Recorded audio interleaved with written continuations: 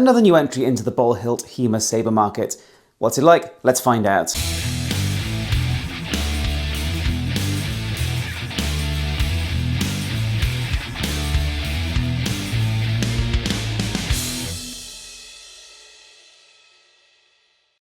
Hi, I'm Nick Thomas and welcome back to the Academy of Historical Fencing, and in this video I'm going to take you through the Swordshop.ca Gymnasium Sabre. So this is a relatively new product. I had this about 5 or 6 months. So what is a Gymnasium Sabre or Gymnasia Sabre? Well, the idea came about in the mid-19th century. The British patent 1864 was the first of the British training sabres, dedicated training swords. Before that, it was common to blunt old service swords or use wooden training swords.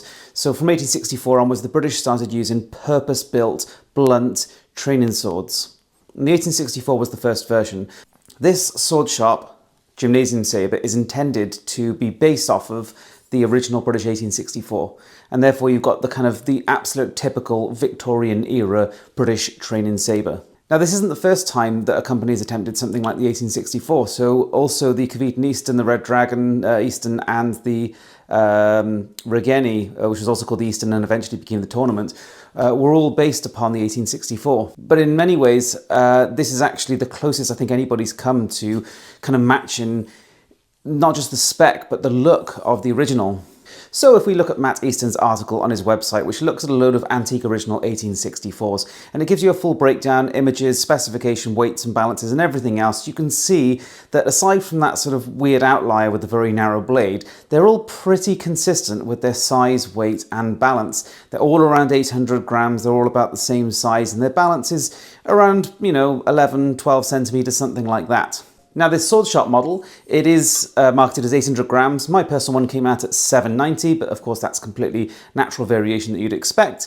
The balance is 10 centimeters on the website, and that is how my one came out. So that's just a whisker below the average, but still within the range of the original 1864s. The blade length is the typical sort of HEMA length that we see at the 85, 86 centimeter. That's kind of quite typical. You'll see that the blade has a dumbbell section like the original 1864s, and what that means is that you get a lot of blade presence and a lot of edge durability, which is really, really nice. If we look down at the hilt, you'll see that the guard is a close match to the original, as is the grip and even the nut to a degree. I mean, the nut on the original is even larger. And I know that not everybody's a fan of big nuts, but they were typical for these original examples. The 1864 had a very large nut. In fact, the one on this Swordshop Sabre is actually quite a bit smaller than a lot of the originals were. They were absolutely huge, like this Regeni, for example. So that is a typical historical method for a training sabre, and it's very, very functional, and it doesn't really affect the fight, to be honest. So I'm happy with that. It's representative of the original training sword. Going on to the grip, you can see that the grip is also a close match to the originals, where it's got this kind of ribbed effect, which gives nice grip retention, because if you have very smooth grips, they can be a little bit slippery, or they can turn in the hand. So that is matched in kind of shape and rib texture, if you like, to the original. And then the nut on the top is, again, pretty representative of the originals. And so what you have here with this Swordshop Sabre, Gymnasium Sabre, is a very close facsimile of the original British 1864 Gymnasium training sabre. And the only sort of significant difference is the rolled tip, which of course in HEMA today we do typically go for rolled or spatulated tips for a bit of thrust protection or thrust safety, if you like. Aside from that, it's extremely close to how the originals were. Now, this trend for sort of roughly 800 gram training sabres kind of continued in Britain. So for example, here I have an original antique 1907 pattern. So this is when they started to take on Italian influence with their training swords. It, in fact, is 840 grams. It's even heavier than the 1864 it replaced, although that weight is down at the hilt. So the blade actually has even less mass at the tip and more flexibility. Although you'll also notice it has a button or a rolled type tip, much like this Swordshop Sabre. So yeah, the general trend in Britain was to go for roughly 800 gram training sabres that were reasonably flexible, not too hard hitting, and that's it.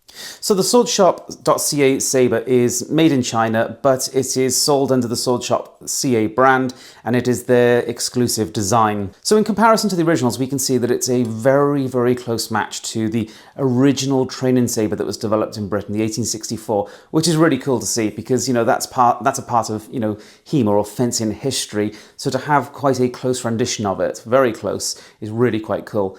Now, these bolt hilt sabers, of course, some people use them because they practice mid-19th century saber systems or late 19th century saber systems, and some people just use them as the generic training saber because, yeah, this kind of saber, it offers a good amount of hand protection, it doesn't hit too hard, it has good flexibility, it's kind of the generic training saber. And in that regard, it does a really good job because if you want to practice, you know, official British military systems of Angelo, or you could go on to Hutton, things like that, you've got the typical training saber of the time. Or if you just want the generic training saber for doing a load of different saber systems, it'll work for you as well. And within HEMA, there has been a bit of a trend more recently with these kind of sabers. So roughly 800 gram military sabers is pretty typical in the UK and parts of Europe. I know, of course, there is a scene in parts of the world that uses the 600 to 700 gram sabers because they do, you know, the later Italian methods, or they like those light sabers. But that's not what this is. This is the roughly 800 gram saber category. And there is a bit of a trend with these 800 gram sabers to start reducing the mass up here, which makes them hit a little bit lighter, fair bit lighter, and flex more as well, which I'm a big fan of. I think that's a good plan for this. I like heavier sabers for certain things, but for your kind of generic, you know, Gen Pop tournaments, you know, go to flexible, safe saber, I think this kind of 800 gram saber is ideal. So there we go. I think it works well for HEMA. It's a really close copy or facsimile of the original antiques, which is really cool. How does it work otherwise? So I've been using this for, I think it's 4 or 5 months roughly, and I've given it a really good hammering. I've used it a lot myself. I've handed it to my students. I've handed it to other clubs when I've been at events. I've really put it through its paces, and so far it's taken no significant edge damage. You can see that this blade, this dumbbell blade, really holds up well. It flexes really well. The flex on this is about 4 kilos. It will pass basically any flex test that you'd expect of this kind of saber. It's much more flexible than all the others on the market that are kind of equivalent in many ways. I don't think it's excessive. It's a very nice flex. You can see it's more towards the tip, so you've got safe flexibility whilst having still good control in your fort here. Now the ball guard, it's not rolled edge, but like the originals, it has a nice curvature to protect those edges, and it is heat treated, it's hardened, and you can see here it's taken no damage whatsoever. This has been used against all manner of sabers and has held up completely fine. No dents, no dings. It's really nice. And also there's some kind of something added to the steel, I think, or some coating, which has made this a little bit rust preventative, which is really nice. So this has actually stayed looking smart. The grip, it looks like a plastic inside. I would imagine it's 3D printed or similar, I'm not sure. And then it's got this leather on the top, and you can see it's kind of sewn up here. This is held together really nice. It seems durable, and the ribbon definitely helps with the grip. It's quite nice. Now you notice that this saber does not have this notch or lug, whatever you want to call it, down here at the base of the saber. Now that's something I'm a fan of, and with this Regeni, for example, I was glad to see that they added this as an option where you could have this, and that's what I opted for because I like that in my sabers. And that's especially because I am a big fan of Napoleonic British sabers, and they tend to be a little bit more bulbous here, so I like that in my sabers. That said, remember, this is a copy of the 1864. It's done this way intentionally to match the original. So like the nuts, whether you like it or not, that is the intentional design to be a replica of the original Gymnasium saber. Now, in terms of my sparring, I don't find it that big a deal. If you have heavier blades, I really don't like this type of grip. But in this sort of light to medium type blade, it works absolutely fine. And that said, of course, you can dismantle this entire thing. This is threaded, you could take this apart, you could change the grip to whatever you want. So if you feel like changing it to something else, of course you can. But I found it to be absolutely fine as is.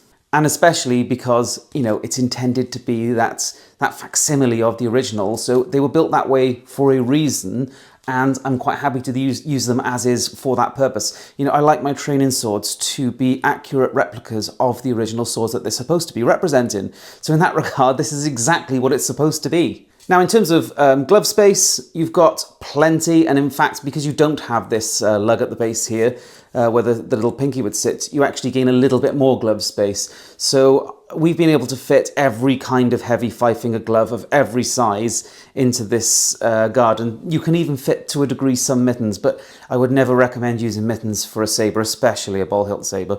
But realistically, every 5-finger glove has fit this grip perfectly well. So a lot of positive things to be said about this, there's no doubt about it. In terms of positive factors, it is an accurate representation of the originals. It flexes really well. It hits fairly light for, it does hit light for an 800 gram saber. It's been very durable in terms of the straightness of the blades, the edge and the grip and everything else. Durability is excellent. So are there any negatives? Well, I would say that lug here, personally, I would normally opt for having it. But again, because this is the way it's supposed to be, I can't complain about that. The reinforcement plate here has been cut so that it goes around the blade, and I'd like to see that sit under it, because that reinforcement plate, the intention is that as you take energy through a blade, it provides additional strength to the bowl. So you want the plate, this reinforcement plate, to go underneath the shoulder and rest around the tang rather than on top of the blade. So that's a minor thing, although this guard is so strong and hardened that it's never been an issue. But I'd like to see that tiny change. And aside from that, just not really, no. On the originals, the balance was, usually 11 to 12 centimeters, and this is 10. Would I have opted necessarily for the 11 to 12 rather than 10? It's a tiny, tiny difference in balance. It's really not that big a deal. The beauty of 10 centimeters balance on a sword like this is that you maintain some blade presence and realism in the handling characteristics, whilst also keeping nice, gentle hitting power on the cut. So 10 centimeters is really good for this kind of sword, and in fact for many kinds of swords. Now, in terms of price and availability, they're 420 Canadian, which is around 305 US dollars and around about 230 pounds British. So that's a very good price. It makes it pretty damn competitive. I think that's a very good price for what it is. It's a very good product. It looks good. It handles well. It's so cool to have, a nice realistic representation of the original 1864s. And in terms of your availability, so they're often in stock. And I know that Swordshop regularly gets batches of them, so you'll often be able to just get them very, very quickly, which is always nice to see, because again, waiting times for swords can be so tedious. So far from what I've seen, you can get them very, very quickly. And the service I've experienced and seen from others with Swordshop has always been excellent. So there you have it, the swordshop.ca Gymnasium Sabre. I think it is a really good entry into the ball hilt market. It's great to see these kind of 800 gram roughly ball hilt military sabers maintaining a safe and sensible weight rather than, being big clubs. That's nice to see, and we've seen, Regeni improve theirs, for example. And I know people are going to want to compare the latest spec Regeni tournament with the swordshop.ca and some other sabers. Now, at the start of this year, I did a 2025 buyer's guide for HEMA sabers, and clearly the picture has changed significantly. So in the new year, I'm going to shoot another one of those videos for 2026, because we've already got to talk about this one, the two Swordias. I've got some of the entry-level poker armory sabers on the way as well. So the scene has already changed in that time. So I will do a 2026 saber buyer's guide, because there's an awful lot to say. But in short, if you wanted to compare these two, you would simply say the sword here is a little bit lighter, because it's 835 to 790 or 800. The balance point is a few centimeters further back. The blade is a little bit more flexible. So basically, this one has a bit more blade presence, and this one hits a little bit lighter and is a little bit more nimble. And that's all I have to say about the Swordshop saber. It's a really cool product. It's exactly the kind of thing I'd like to see more of for British military saber. Now, obviously, I'm a huge lover of Napoleonic stuff. I love, slot hilts and stirrup hilts and stuff like that. And I use those, but I also regularly use ball hilt military sabers, because they're a safe go-to and generic kind of tool, whether you're doing 19th century saber or you just want a safe, sensible saber for regular practice. So either way, they're really, really useful. Absolutely loving this saber. It's excellent, and that's all there is to say about it. So thanks for watching. Please subscribe if you haven't already.